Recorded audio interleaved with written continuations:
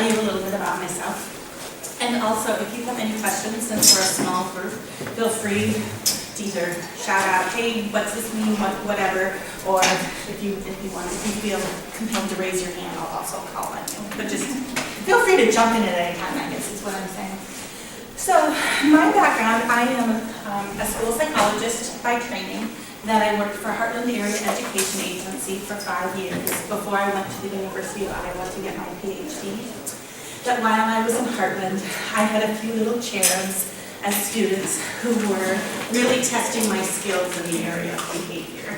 That I so enjoyed them and still remember them fondly, of being in a bathroom with this little girl throwing clean toilet water on me as a way to get me to go away, and things like that. And I thought, I'm just not doing these kids service enough, that I don't have all the skills that I want in order to help improve their behaviors. And so I decided to go get my PhD at the University of Iowa, that knowing within this area at that time with David Wacker there and his behavioral clinics. Have any of you ever been to the Center for Disabilities and Development and seen Dave Wacker or other professionals there?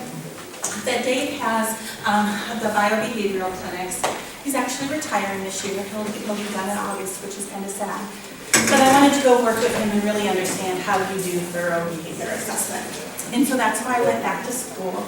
And then after graduating with my PhD, I spent a couple years doing an outpatient clinic, and then decided I really wanted to get back into helping with the school setting. And what came available is a contract with the Department of Education to be training people who are working in the schools how to do better behavior assessment. So that's kind of where I've been the last few years, as well as Jamie. That our focus has been on training teams from the area education agencies as well as from different school districts how to do better for PAs. More importantly, I'm the mother of 2 beloved dogs, and that they are my pride and joy. That Ben in the top picture is about 14 years old. He's a mixture between a chow and a golden retriever. That he has special needs. That in the past 5 years ago he lost one eye to glaucoma. And then 4 years ago, he lost the other eye. And so he's now blind. And it was just interesting to make accommodations in my house for him and try to work through that with him. And that, fortunately for dogs, their biggest sense that they focus on is their sense of smell. And so he still has a good, strong sense of smell.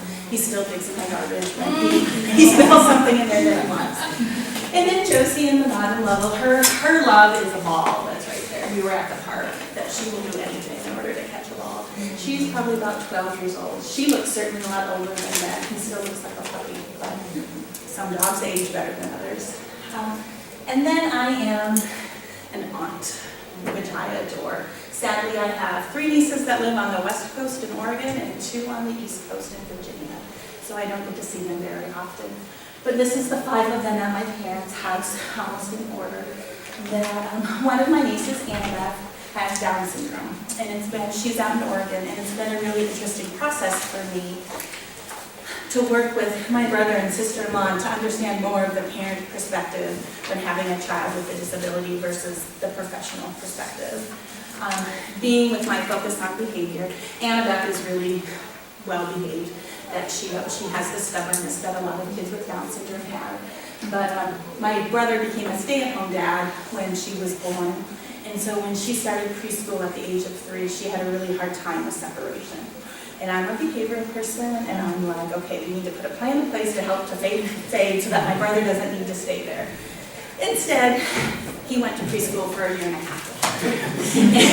and for like the first year, he pretty much, he was with her at the table, and then gradually they faded into the corner of the room, but he sat back there and read. And for him, that's what he wanted to do. He didn't want to have her upset. In my mind, I'm thinking, no, you have to let her, you have to break that. But obviously, now she's going to school by herself and things are fine. So certainly what they did was certainly appropriate, and it worked for them. And I think it's always an important lesson for me as a professional to keep in mind that what my goals and the way that I think things should be done by the way that I think isn't the only path, and that there are lots of other ways, and it's meeting the family and following them with how they want to proceed and what they're ready to do. So it's been a great learning experience, as well as she certainly brings a lot of love.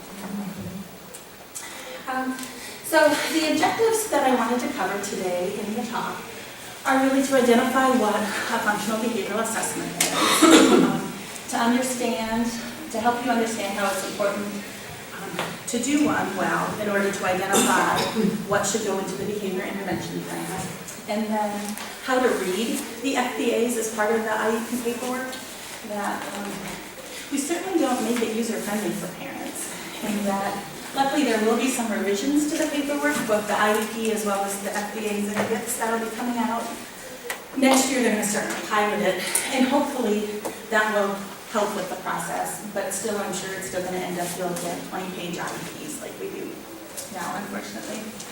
But then also more importantly, to give you some ideas for how to identify the differences between a high-quality FBA and a lesser quality FBA, because I think it's important as parents to know when to say, I wonder if we need to bring in somebody else to look at this. So I'm going to give you some key things to look at, and if those pieces are missing, then you can ask, is there somebody else that can come in and I can identify who those people might be. And I didn't know whether or not, and I said you might know, because I know obviously they're videotaping and it'll be up on YouTube. I know in the past sometimes they put the presentations also online for people to see, the PowerPoints. And so in case you don't get everything written down that you want, there'll be another way to access the slides. So what is a functional behavioral assessment? That sometimes I've heard people say, I don't believe in behavior analysis. Well, and you kind of see this guy up here saying, that's as similar to saying, I don't believe in gravity. That you may not like some of the things that behavior analysts say. I totally get that. But it's still the behavioral principles. There's still principles in the way how things operate. Just like gravity is here, no matter how much sometimes we don't want it to be. And if you have fun, see so what the literature tells us is that a functional behavior assessment is a set of assessment procedures that result in the identification and description of the relationships between unique characteristics of the individual and the contextual variables that trigger, motivate, and reinforce behavior. The FBA is used as the basis for designing individually tailored interventions. Simple enough, right? This is written by a school psychologist? These are, Stady is a school psychologist as well as Watson. And so they... No, I mean, oh, sorry. Just overall, FBAs. They are written, so in this state, they can be written by a school psychologist, a special education consultant. Sometimes they're written by the special education teacher. A speech language pathologist can contribute to it. It's anybody that's really a part of that IEP team. But one of the things we're going to talk about today is not everybody has the same skills that go into what that FBA may need. And so it's really about looking at how is that person trained to do behavioral assessment, and whether or not, because not every school psychologist, for example, have the same skills related to behavioral assessment. Some have focused a lot more on academic assessment rather than behavioral assessment. Yes. I'm sorry. That's okay. But basically, when we look to the literature, often we kind of feel like this, like, what does that mean? So what I want to do today is to really break down this definition, which the first part being, what does it mean to have a set of assessment procedures? Basically, I look at it as when we're doing a functional behavior assessment, we become detectives, and we're really looking at what's going on with the behavior and using some detective tools in order to figure out that it's all about trying to understand that student's behavior. The way we assess is we look at the records of the student. We go back and we ask questions like, so have these behaviors been a concern every year of school? Is this something that's new? What do the records tell us? We might look if the student's been seen in outside clinic areas for evaluations, to look at what that information brings for us to understand the student. We do interviews with teachers, parents, associates, who's ever involved with working with that student. And then often there are observations that are done in that classroom setting when the student's in a classroom environment. You can do a functional behavioral assessment of a 2-year-old who spends all day at home or at daycare as well, and do them by looking at the behavior in those settings. And then when you're doing those observations, you're looking for some specific information that we'll get into a little bit later. And those 3 areas are primarily what you see in most of the FBAs that are done. Because often when you go through those 3 things, you're able to get answers to what's going on with the behavior. Sometimes though, that's not enough. That after doing those, you put a plan in place, it's not as effective as what you would like. And so then there's some other assessments that can be done that we kind of refer to as kind of some higher level assessments. And the format is looking at a student's choice and looking at trying to understand their behavior by the choices that they make. Looking at an antecedent analysis, so looking at when you put different instructional strategies, or kind of what I call these front-end strategies in place, how does the behavior of the student change related to those things? Or a functional analysis, where really we're doing an assessment, and whenever the child has problem behavior, we're giving that child what we think they may be wanting in that time. So if I take away your iPad and you hit me, I give it back to see whether or not that stops the behavior. I remind everybody, this is just assessment, and that's not going to be an intervention strategy. Then I know that, gosh, they really like that iPad, and by taking it away, that triggers the behavior, and when it stops, it goes away. That tells me that one of the functions may be accessing a tangible. And so the reason I wanted to talk about these things is because these are words that you can look for sometimes in your FBA, especially if you're on a team where they're not having success in making your child, the student, successful, is that it can be time to ask, well, I wonder if we need some higher level assessments in order to help us out. Is that something the parent needs to specifically ask for, or is that something generally the people who are doing the assessment say, this is what we need to do? It goes both ways. Okay. That I think sometimes, I believe everybody sitting around the table is wanting the best for that student. Sometimes we're not always thinking that there's other people that we can bring in to help. And so sometimes the teacher might be so bogged down with looking. Sometimes when you get going on one path, you forget to broaden the view. And so sometimes it might be the parent asking, I wonder if we need to bring in somebody else from the AEA to help us with that. That ideally I would love it to always be coming from the professionals saying, you know what, we have these other teams who can do more advanced assessment, let's bring them in. But I know that in reality that doesn't always happen. Yes? You can ask to have somebody from Heartland AEA come in and be a part of that. Is that separate than the school counselor that is part of AEA at your school? Yes, because what happens is, so the AEAs kind of send out like a school psychologist to be at this school, or a special education consultant to be at this school. AEAs also have specialty teams that, and one of the specialty teams is a challenging behavior team. And every AEA now has that challenging behavior team that you can always ask, do you think it's time that we try to access that team for further assessment? Does your kid have to be on a behavior plan in order to do that, to request that? And I'll talk a little bit more about this too, that for each AEA, primarily the student has, in order to access the behavior team, the student has to be in the eligibility process, and so parents would have had to sign consent looking at whether or not their student qualifies for special education and is in need of special education, or they already have to be staffed into special education. But it could be if your child has been in special education, like in reading, and started to have problems the fall, like they were staffed in reading in kindergarten, and then third grade start to have behavioral problems, then you could bring in that outside team in order to help to determine what type of behavioral plan is necessary. Sorry, I might have missed what you said. So if they already have a behavioral IEP and it's clearly not working, you can just, like me as a parent, I can say, hey, can you bring this team in? Yes. Okay. Yep. And for somebody, I mean, I'm guessing pretty much everybody in here, probably their kid already is in special ed. So I mean, if you assume they're in special ed and they're on an IEP, then they're gonna meet that basic criteria. You would meet, I guess. Now, but you're saying the you have to- criteria but you're to saying- bring the team in. Yeah. Yes. But I mean, you have to be in the process of getting a behavior plan in order to ask for a Heartland person, or what? My daughter has had a behavior plan. Mhm. They dropped it because she was doing so well. Mhm. Now there's other outside things that are causing issues, and they're holding off. They don't want to do a behavior. I don't know why they don't want to do a behavior plan. I would kind of like something in place Mhm. so that when isolated incidents happen, Mhm. then I know what's going to happen. Right.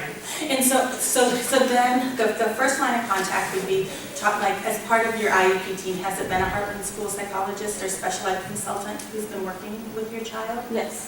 And so I would talk specifically with that person to see whether or not they can bring in the behavior team to help with a plan, if that person doesn't feel like they can create a plan for your child. That you have that right to ask for that. And that person, like that school psychologist might say, you know what, I've been trained by the behavior team and I have this set of skills, and I think that if we put this plan in place, it'll be okay. Or that person might, and I'll go through this more, and maybe it might be easier, because I have slides that address this specifically, and it might make more sense when you also see kind of the framework. But then, because the level of support that behavior team might provide your team might change, or there's different levels of support. So a behavior team member might just consult with the school psychologist, and you might not see the behavior member at the meeting. Or that behavior member might come to a meeting, have a discussion, make recommendations, and then not necessarily see your child. Or that behavior member might come, do some assessment with your child, and then come to the team and talk about what those recommendations might be. There's a whole continuum of services and supports that they might provide to the team. Okay. I guess, okay, that makes a lot of sense, that you don't know behind the scenes who's talking to anyway, doing Yes. consulting. Yep. I just remember a couple years ago when things were really hard, kindergarten, first grade, and they said the general ed teacher, the special ed teacher, and the school psychologist all at different times observed her. They said they paid attention to her and they couldn't figure out what was triggering her reactions and her behaviors. Yep. And I'm like, let me come in. I can tell you it's probably sensory based. And I honestly think that's what it was. And I'm like, these people that should be their specialty couldn't figure that out. Why couldn't we have brought somebody from out, if I would have known about this at that time, if they can't figure out, can I have Heartland come in and observe? Can I have somebody else? If they are truly stumped and they don't know and they refuse to let me come into the classroom, what else can we do? That's an issue where you could just have Heartland get involved with other specialties. Yes. That it's, and You know, and I'm guessing they'd probably try to do some consulting at that time, but they didn't have anybody else come in from outside to watch. And so, and these teams, we've been working hard across, the Department of Ed has been working hard to grow these teams. And so they've been growing in size and having more opportunities to do some of these other skills as part of the assessment. You had a question? Yeah, I just wanted to add something. All of you as parents, it's your legal right to ask for evaluations in any areas of need. So that includes behavior. So if you see behavioral patterns in school, you have a right to do that. Request it in writing. It doesn't have to be per law, but it's just a better practice. And say, I want an evaluation, a functional behavior assessment evaluation. And that would count as your request for an evaluation. And you can even put in your letter, and this letter serves as my consent to evaluate my child. And they got 60 days by law to finish the evaluation. It allows folks to start moving on that. And that's just one way to get it moving. If it hasn't been moving already. If that Is that makes sense. 60 school days or 60 calendar days? 60 calendar days. Okay. Yes, thank you. Yep. And, okay. So these are some of the different assessments that then become part of the behavioral assessment. What I really want to focus in on is the other main parts of that definition, is the idea of looking at the individual, the contextual variables, and then also what reinforces behavior. These are called the ABCs, meaning that the contextual variables are antecedents. Those are things that happen before the behavior occurs. The individual is referring to the behavior of the child, as well as what also makes up that child as a whole.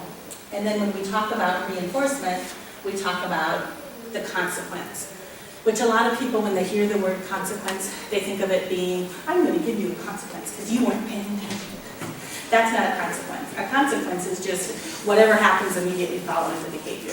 A consequence could be something as simple as, could also be you raised your hand, you asked a nice question, and I said, thank you so much for contributing. That thank you, that praise statement, that attention is also a consequence. Okay, so what I'm going to talk about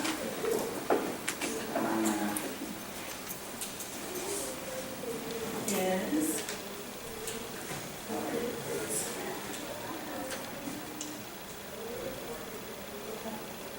my thing is thinking. My computer's a little thing is thinking. Maybe I have to click it too many times.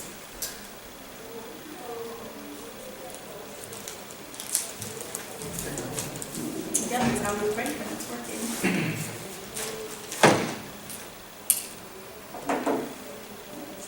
Sorry about this.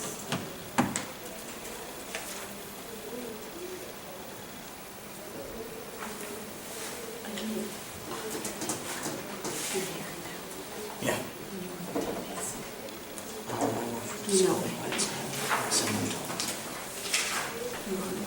While you're saying is thinking, I do have a question.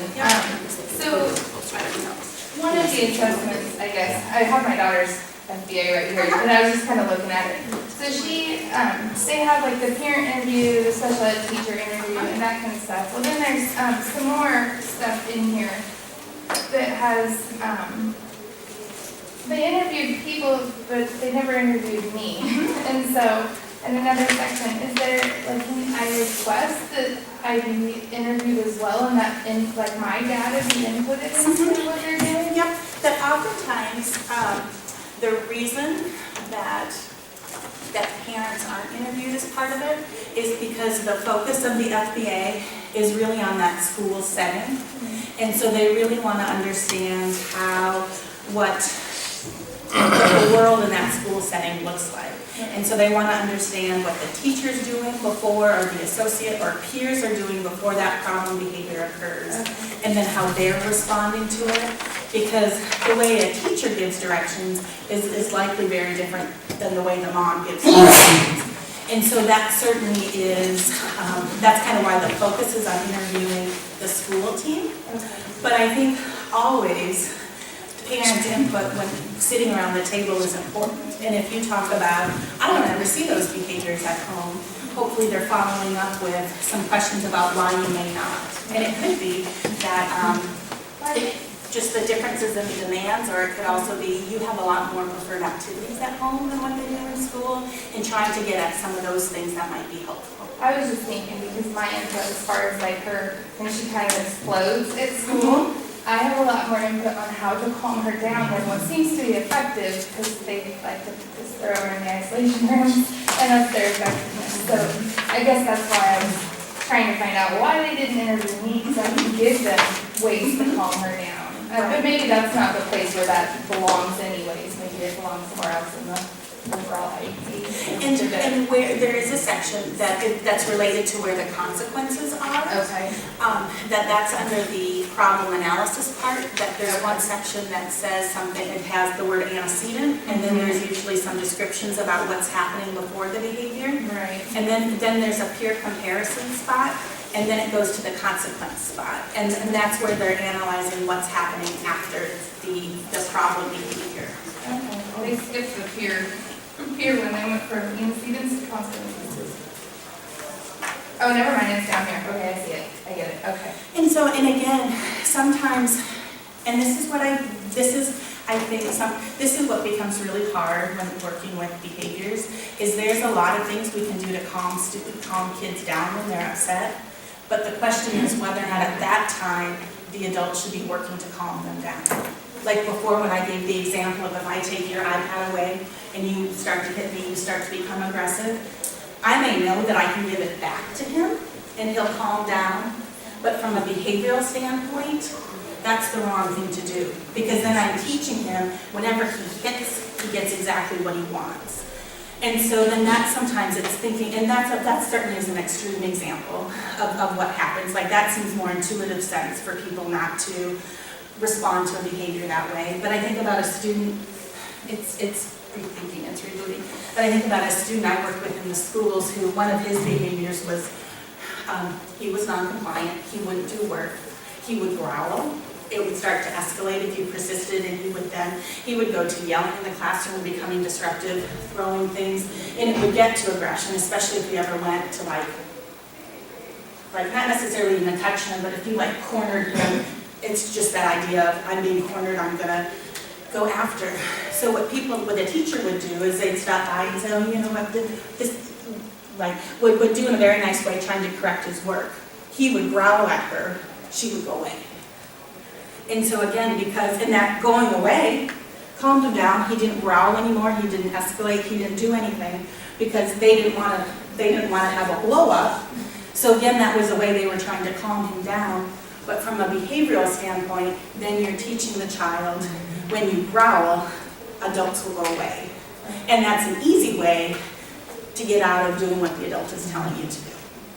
And so sometimes it's not necessarily about having a way to calm a kid down, but it's making sure that whatever they're wanting or whatever they're given is given to them once they calm down and they do something appropriate in order to get it.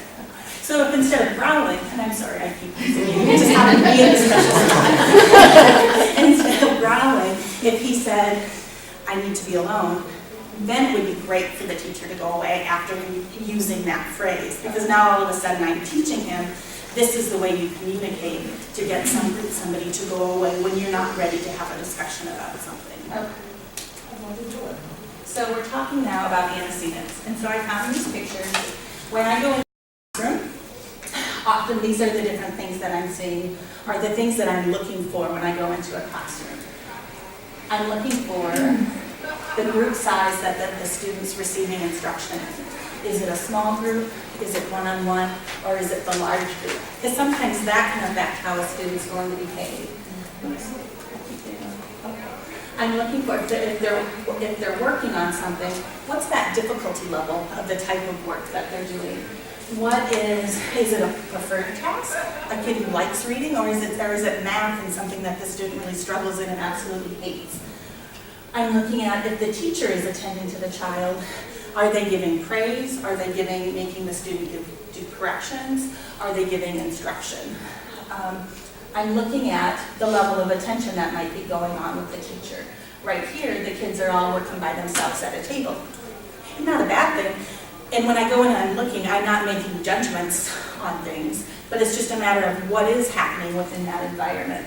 If the students are working alone like this in a small group, and that's where I'm seeing the problem behaviors the most often, that tells me something. I'm also looking at who has the teacher attention. Because sometimes, I guess that's, she isn't up here. Sometimes the two adults in the classroom might be talking to each other. The teacher and the associate or another teacher comes in, and students are fine when two adults are talking. But sometimes a student might get upset when a teacher is helping somebody else and not helping me. And so that's something that I'm looking at. And then out at the recess time, I'm looking at, is the student being expected to take turns on an activity? Were they told they can no longer slide because or swing because their 2 minutes of swing time is up and there's a line of 5 other kids who want to come and swing? And kind of understanding that dynamic. Are they playing with other kids? Are they playing by themselves? If they're playing with kids, are the kids playing something appropriate or fun? Is there any miscues? Like I think of a game of tag where sometimes I've seen some kids who appropriately touch and tag, and then I see kids who don't know what it means to tag somebody and they like push them over. And then I start thinking, well, you know what, that's more of a skill issue than it is necessarily a behavior. And so those are just some of the questions in the way that I go into an environment and I look at what is happening with antecedents. And so those are some of the things that you should be seeing or referenced within the FBA. So when thinking about antecedents, often when I'm interviewing a teacher or an associate or sometimes a parent, they'll talk about the behavior just happens out of the blue.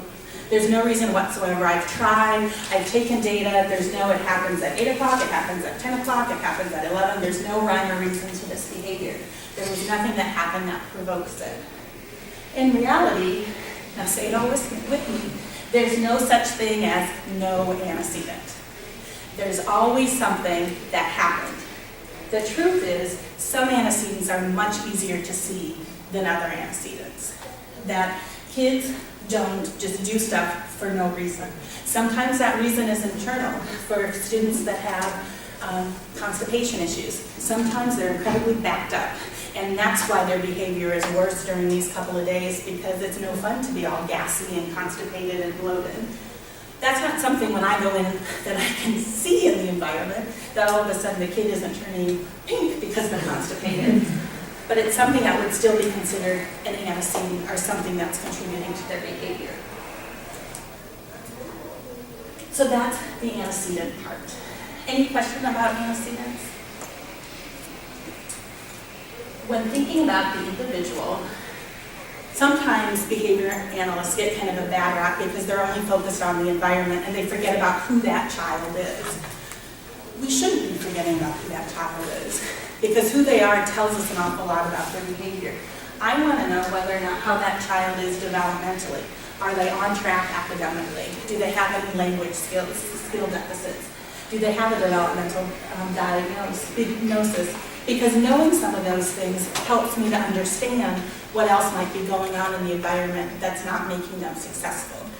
A student that has autism, for example, we know there are certain strategies that really help kids with autism to interpret their world, those being visual supports. If I know the student's diagnosed with autism and I go into a classroom and there's no visual structure or supports for them, I start to think maybe we should start there before focusing on the behavior that they're demonstrating and seeing whether or not they make a difference.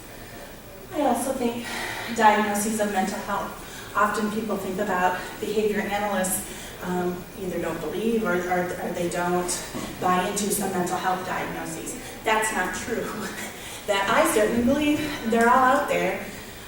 The thing is, just because a student's diagnosed with anxiety or depression doesn't mean I still can't look at their behavior functionally. And I think that's the important piece, is if a student's diagnosed with depression, I'm going to make sure that they're getting help for their depression, while I'm also looking at their environment in school to see what else we can do. Like when I think about a typical depressed kid, I think about somebody who's withdrawn and not engaged. So perhaps they need to go see an outside counselor and to get some therapy related to how to think differently about what's going on in their world, and maybe even some medication. But in the school environment, I'm going to be looking at how can I give them incentives to start to engage with other kids, or how can I get them to want to do their work? And I'm going to be putting those plans in place around that. I'm not necessarily fixing the depression because there's other people who are working more on that biological symptom. I'm just setting up an environment to where that student can still be successful while they're getting others help. Or at least I'm going to try my darndest. So these are all important for understanding how that individual interacts with the environment. Talking about the individual, there's all sorts of challenging behaviors out there. They can be from the severity, can be certainly different, that it can be a kiddo who's just out of their seat a lot that we might need to do a functional behavioral assessment on. There could be a kiddo who is being disruptive, throwing things at other kids. Students who are hurting themselves by biting themselves, biting their nails, pulling their hair. Kids who are aggressive, biting somebody else, swearing or making other verbal comments that aren't appropriate. I love this face. I think when I was little, I had that face a lot. That I was a pouter and somebody who would put out that bottom lip as a way of trying to get what I want. And so the severity certainly is different. And so we understand the individual and what we're looking for, but then we're also going to look at what's happening afterwards, because that gives us an idea of what's reinforcing that problem behavior. We're looking at the consequences. We wanted to know kind of what did the teacher do or respond to after that behavior occurred. What did other students do? Did they laugh? Did they move away?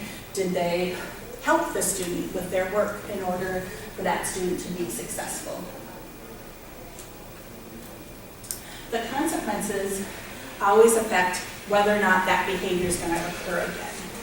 And so if every time you raise your hand to participate, I'm giving you, I have a basket of Snickers and you really like Snickers. If every time you're doing that, I'm giving you a Snickers, exactly, the probability is going to increase.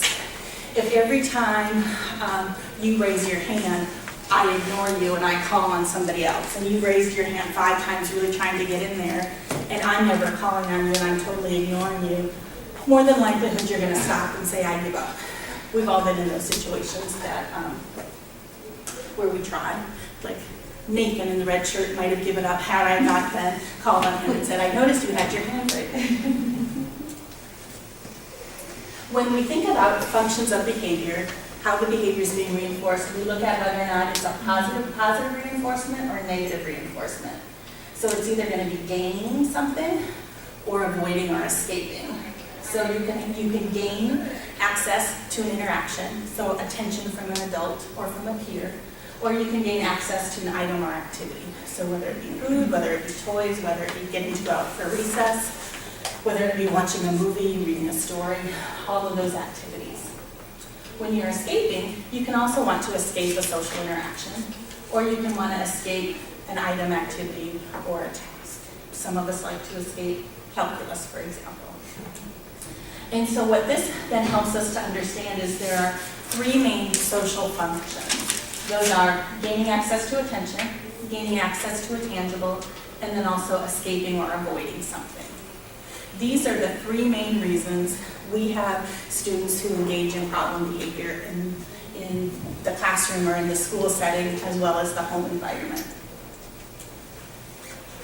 So then when we think about what's happening with the student when asking the question, did the student gain something?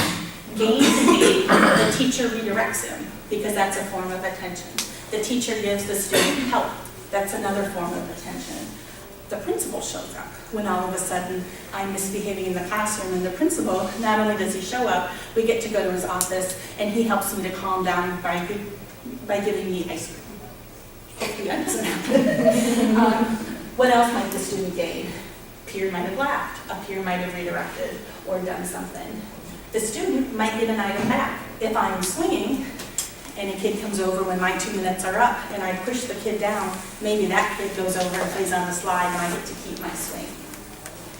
Or are there other things that a student gets? If when they misbehave, is that when fidgets come out? Is that when they get to go swing as kind of a sensory way of calming down? Are they gaining something whenever their behavior is escalated or they're getting into trouble? And then did the student avoid something? When they're taken to the office, they get to avoid the work that's there. When they're taken to a seclusionary room, a timeout room, they get to avoid everything that's going on in the classroom, whether it be the work, whether it be the peers, or whatever other demands. Do peers leave them alone? Do the teachers leave them alone? So the 3 main social functions are escape, tangible, and attention. There's also what we call a non-social function, and that's automatic. This happens often when, if a behavior is more of a habit, sometimes biting nails can be automatic, that there's something internally that's happening, and I get something, I gain sometimes internally by biting my nails, or I get to avoid something internally by biting my nails. Maybe I have a really bad headache, and when I bite my nails, I'm not as in tune with the headache. That automatic, there are fewer kids with an automatic function. It's still there. We see it with self-injurious behaviors. It's always when something more internal is happening, something that we can't see. There's still ways that we assess it, and we come to that conclusion. But really, all the social functions should be ruled out before a team starts to focus on the automatic function. Because it could be that a function is both automatic, so I bite my hand whenever I'm excited, whether it be positive, whether I'm happy, or whether I'm really mad. So that might be just kind of automatic reinforcement for me, especially when I'm engaged in a really exciting activity. But I might also bite my hand whenever the teacher takes my iPad away. And so it could have both functions. And that's where life gets tricky with the FBA, because kids aren't usually just one thing. It's usually a combination of things, and it depends what's going on in the environment. That's why we have to be really good detectives.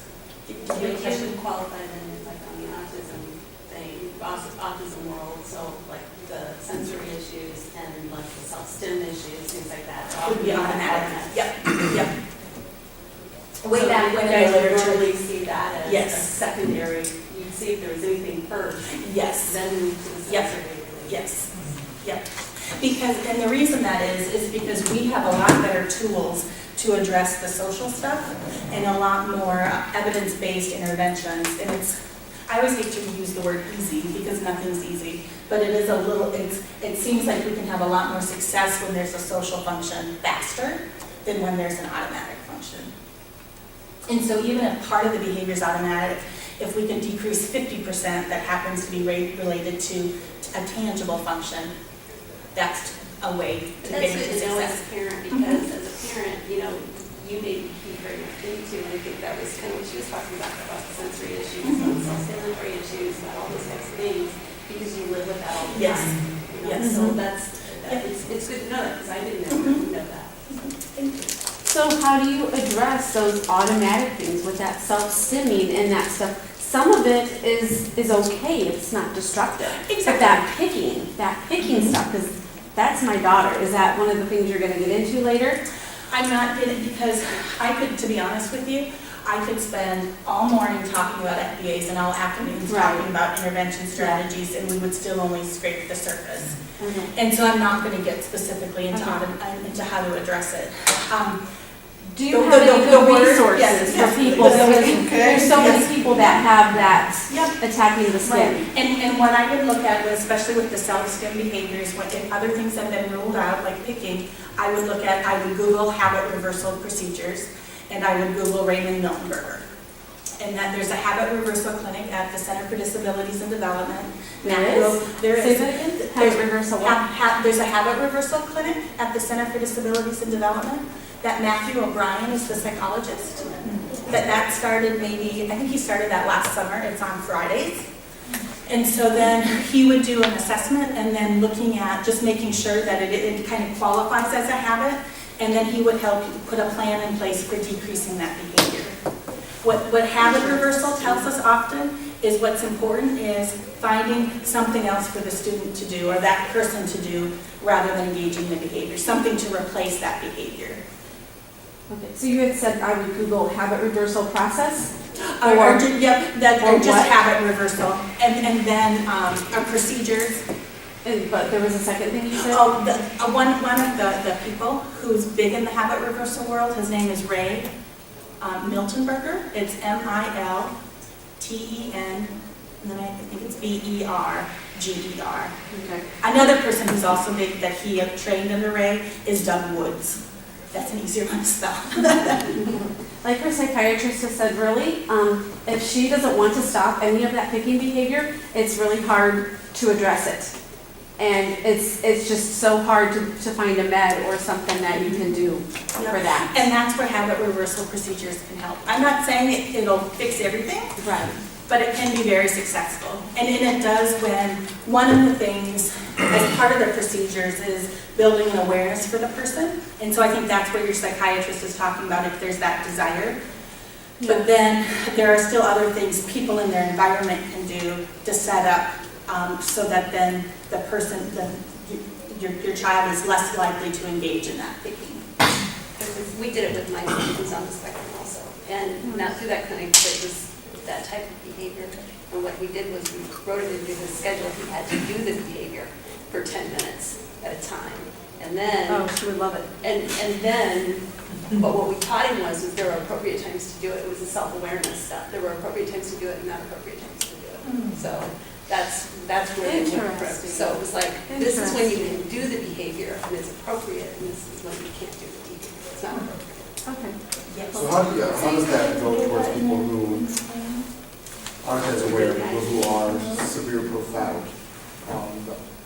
That's where the adults in their world are going to be really important, and to be able to help find what often we end up looking at within our assessment is when they have, we kind of look at what's going on in their environment. We talked about an enriched environment versus a less enriched environment. And if we can create an enriched environment where they're not going to engage in the behavior, then it's spending more time in that enriched environment as a way of decreasing it. And so it's really setting up their world so that they have more stuff. Because sometimes I think, not for everybody, I kind of like to think about it, is it occurs when somebody's bored and has nothing else to do. And so if that's the case, how can we give them things to do and be switching things up on them so that they're not getting bored? I just had a headbanger who headbangs when he's mad, and headbangs when you're not paying attention to him. He'll get up out of his wheelchair, just look at you, and then slam his head down, continue to look at you. Wait for you to give a reaction.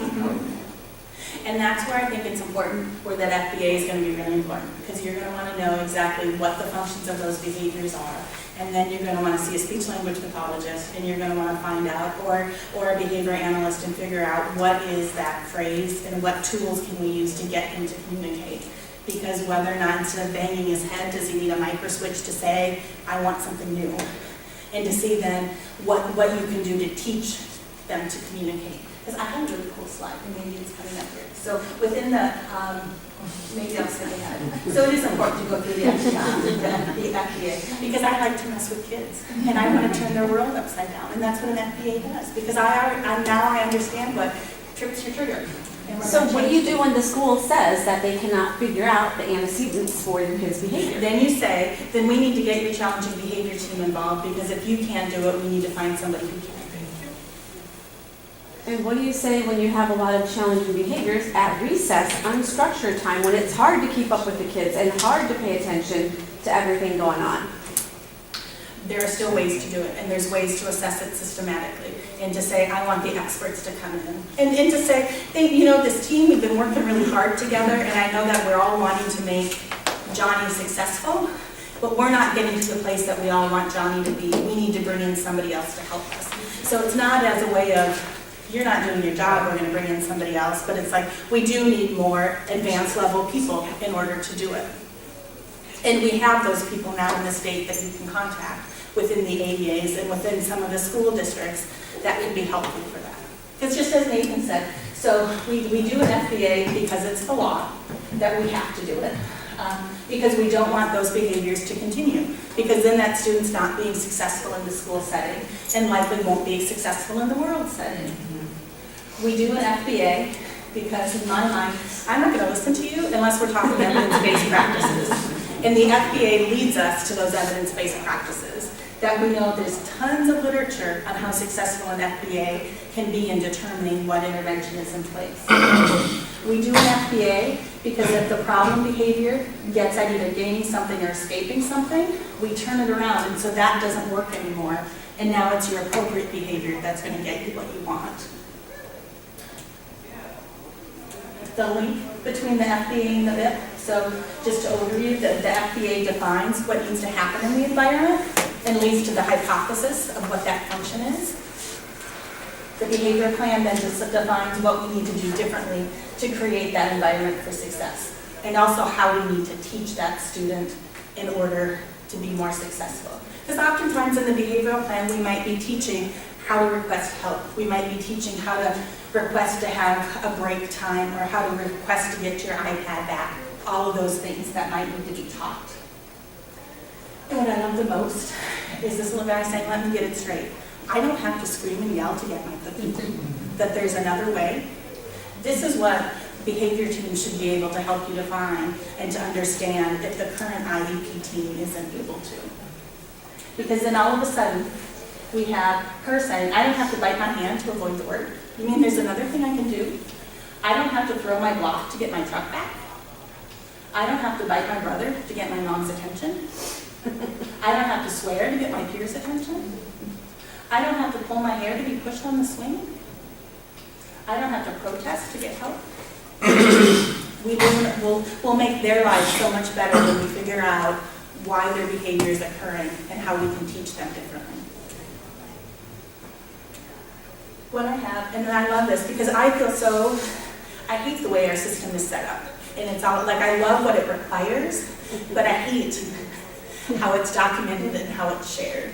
I think this is so true of how parents feel when they look at the FBA, the BIP, the IEP. It's like they're in what? The contingency who? They can't keep up with everything. How teachers feel? I finally caught up on my massive amounts of paperwork, said no teacher ever. Insert speech language pathologist, insert school psychologist, insert school social worker. It's the system that we have. It's important to have that documentation, but it's also important that we recognize kind of both sides of the puzzle and to be working together in order to find those solutions. So I've kind of talked about before what is in an FBA. At minimum, you should always have a good behavioral definition, or definition of the behaviors. You should have some direct observation data where somebody has looked and observed what's happening in the classroom or in recess, wherever the problems are occurring. Then there's that problem analysis piece where you're really analyzing the data that's been collected. They should identify what are some things on the front end that can be changed, and they should have a hypothesis about the function. And that hypothesis can only be attention, tangible, escape, or automatic when they come to that conclusion. A function is never because this is what Johnny does, because Johnny has autism, because Johnny has ADHD. ADHD and autism might be a contributing factor, but it's not the function of their behavior. And hopefully, and it's also never because they want to control their world. Those are things we've been working hard with everybody doing FBAs around the state, not to see those functions of behavior. Because when we talk about this is just what Johnny does, we're saying there's nothing we can do about it, it's just innate to him. And that's not true. When I see it's about control, then I think everybody thinks that Susie's manipulating her world. And they're not looking at truly what's going on in the environment that's creating her to behave that way, or that's adding to her to behave that way. Thinking of a behavioral definition. Dear Santa, define good. Johnny gets a sticker whenever he has a good day. I bet what a good day means to you is different than what it means to you, and is different than what it means to you. How's Johnny supposed to know? What I did, and this will be helpful because I knew this isn't necessarily readable, but I knew that these slides would be up and they'll give you examples that you can then go back and look at some point. But I gave examples directly from FBAs that are high quality behavioral definitions. What they include is, so disruptive behavior. It's behaviors that interrupt or disturb an activity. What's an example of that? It is touching others, making faces, talking to others, or engaging in loud noises. Well, what doesn't it look like? Non-examples. It's touching or talking to somebody at recess. It's at recess, lunch, or transition time, making noises that don't disturb the work of others. Those are what we're not calling disruptive. Or aggression, that is behaviors that may harm another individual through physical contact, such as hitting, kicking, biting, or scratching. But it's not slamming books or an object down, swearing, name-calling, or throwing things. Those might be other problem behaviors, but those aren't the aggression that we're concerned about. There's some other, just with verbal aggression and another one of physical aggression. These are what I call high-quality definitions. They are specific. When I tell you that aggression means hitting with an open hand, headbutting with the front of your head into somebody else's body, you know what that looks like when you go into a classroom. If I say, I think that's the next slide, lesser quality things are Todd hurts others. Jose is disrespectful. David is angry. Monica is defiant. Those behaviors, we all have different ideas of what defiant looks like, what disrespectful looks like. We need to specify what does anger look like for David. Anger is David turns red, lifts up his arms with fists, and is screaming and moving his fists back and forth. The descriptive summary, that's the next part of the FBA. And this is where teams document primarily the interviews that they've done. They talk about the observations that they've also done and other assessments. So observations should talk about which settings that the observations were done in. If there's problems at recess, it's not helpful to only observe in the classroom. If there's problems in the hallway, it's not helpful to only observe at recess. Because you want to understand how the behavior is in each of those individual contexts where there's problems. In the hallway, I might engage in aggression for a different reason than I do in the classroom. And it's important to be looking at that. And I think this is also a really important point. The extent of your data collection should reflect the complexity of your behavior. The more behaviors of concerns there are, the more assessment that should be in the FBA. The more severe the behavior is. When you talk about a headbanger, somebody who might be giving themselves a concussion every time they hit their head, or might be really damaging their brain, I'm going to want to go to a higher intense, have a lot more assessment on that student than a student whose problem behavior is getting up out of their seat a lot. The interviews, they should talk about what happens before the problem behavior and what happens after the behavior. An interview that talks about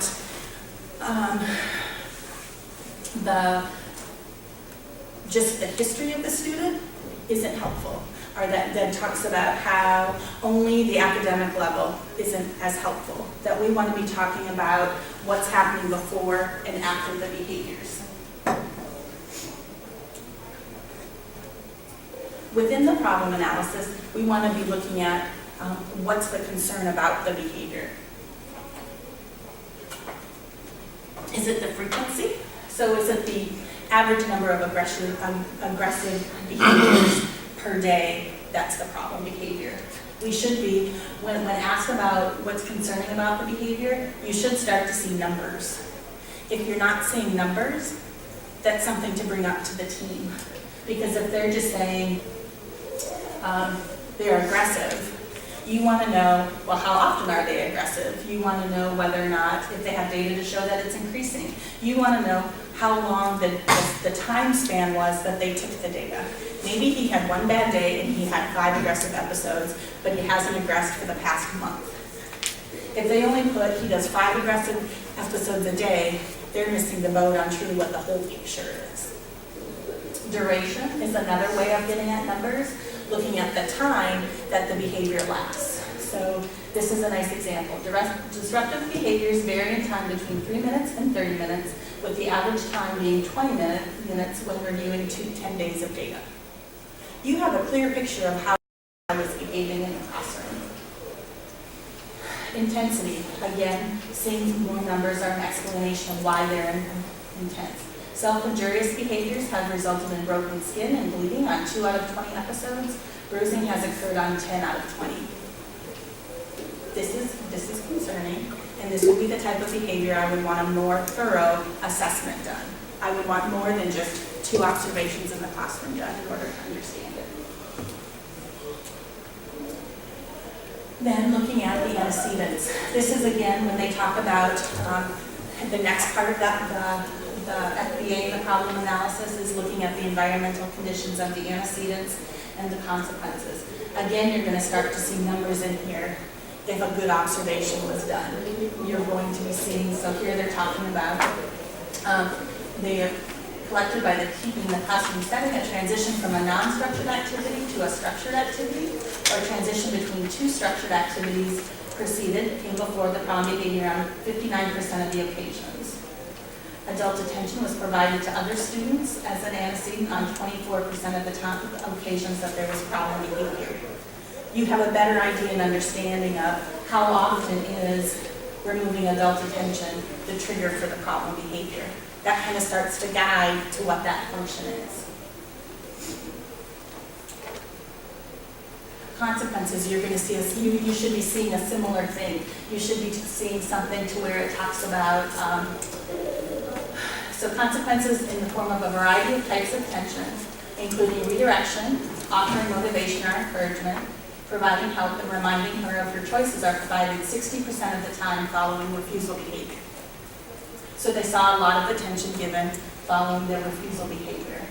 What's also important is looking at what stops the behavior. And I think there's a line in here. Attention in the form of providing help and reminding of choices were effective 50% of the time that they followed the problem behavior. Meaning whenever the teacher provided attention, the behavior stopped half of the time. That starts us to think, well, maybe this is an attention-seeking behavior because attention is working to turn off that behavior. Just like when I give you the iPad back, it turns off the hitting that you might be doing towards me. So in a lesser quality FBA, you're going to see statements like the behavior occurs when demands are presented, and that's the antecedent. Or you might see the response of the teacher is providing attention. There's likely little data or little numbers in the description. So there are, it might be, there's just the behaviors concerning, are the behaviors of concern and the antecedents and consequences. There's just no numbers that you're looking at. There's also, in the past, and I hope this isn't happening much anymore, there isn't a tie between what people are observing and what the problem behavior is. So if you're really concerned about aggression or skin picking, and the observation talks about how on task the child is, that's a total mismatch. That tells you that they weren't observing for problem behavior. It could be that when they observed, there were no problem behaviors. That happens, that if they're looking at skin picking, they come at a time where it's a really engaged activity, they might not see any. So what a higher quality FBA would then go in to say, a person would go in to say, I need to observe much more times, or I need to set up a better tool for the teacher to collect that data for me at, so I know when to come back and observe. Because you really can't do an FBA of a behavior that you've never seen or observed. Yeah. And then there's a mismatch between the behaviors discussed and the behavior of concern. Then we get to the hypothesis function. Like I said before, there's only the 4 functions you can refer to. And that really, a stronger hypothesis statement also provides the context in which the behavior is occurring. So during instructional times, when the teacher or peer attention is diverted, John demonstrates disruptive behavior in order to gain attention, or gain adult and a peer attention. That tells you when the behavior is happening and why the student is doing it. So how to request additional assistance? One thing I think you need to think about is when to request more. So if you have a plan in place and your behavior is improving, even if you have a lesser quality FBA, you still might be okay because things are going well. As long as you trust the data that things are going well. But if you're concerned about improvement after implementing the plan, you can always ask, so at what time should we expect to see a decrease in the behavior? Because behavior plans don't work necessarily immediately, but you should if you have a new plan in place after a week or 2, you should be able to see a trend in the data to see, are they decreasing? Are they increasing? Are they staying the same? If they're either increasing or staying the same, you should be having a discussion about what else should we be doing. Because within a 2-week period, you should be seeing a difference. Is suspension being used with the new behavior plan? If your child's not in the school setting, you're not going to be able to learn. And if with the new behavior plan you have in place, they're still having to suspend, I would want to bring up the discussion of maybe we need more assessment. And that maybe we're not on the right track.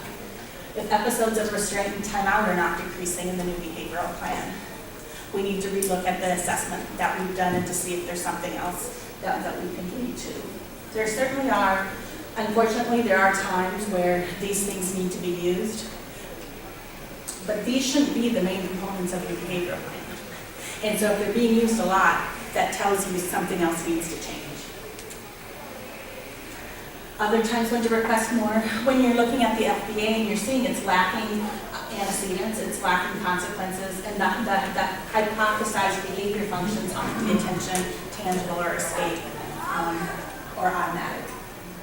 Again, like I said before, if the only thing is an automatic reinforcement, I think it's also worth having somebody else come in and just double check that they come to the same conclusion.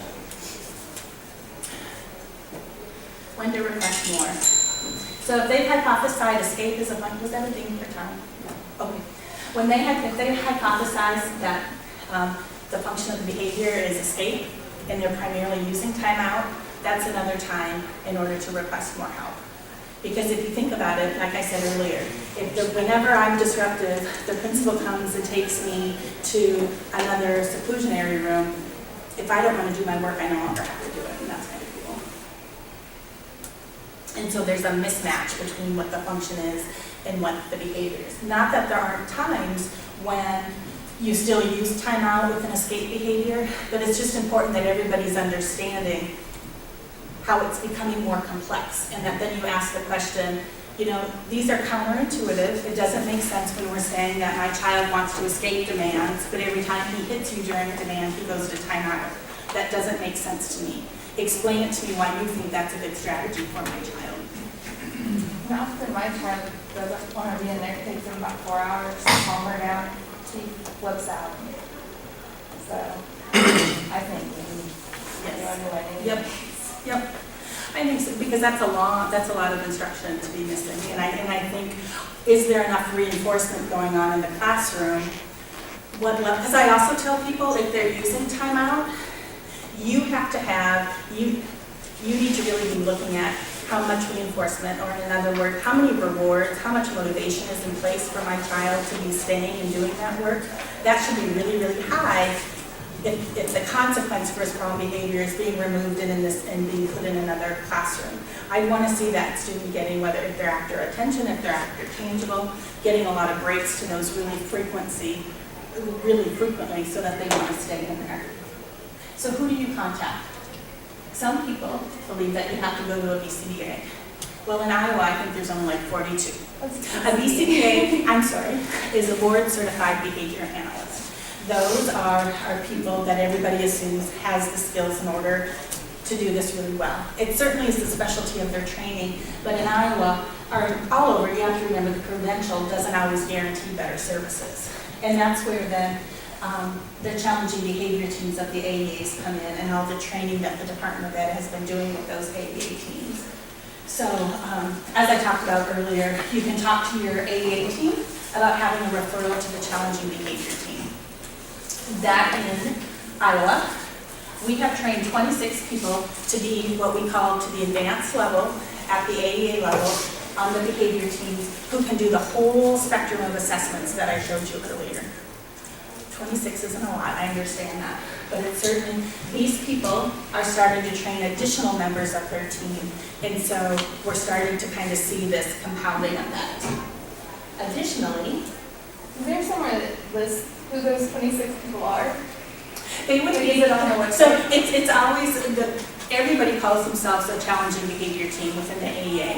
And so some of them are a challenging behavior autism team, and some are just the challenging behavior team. And so if you go, or if you want to talk to me afterwards, and we find out which AEA, I can give you names too.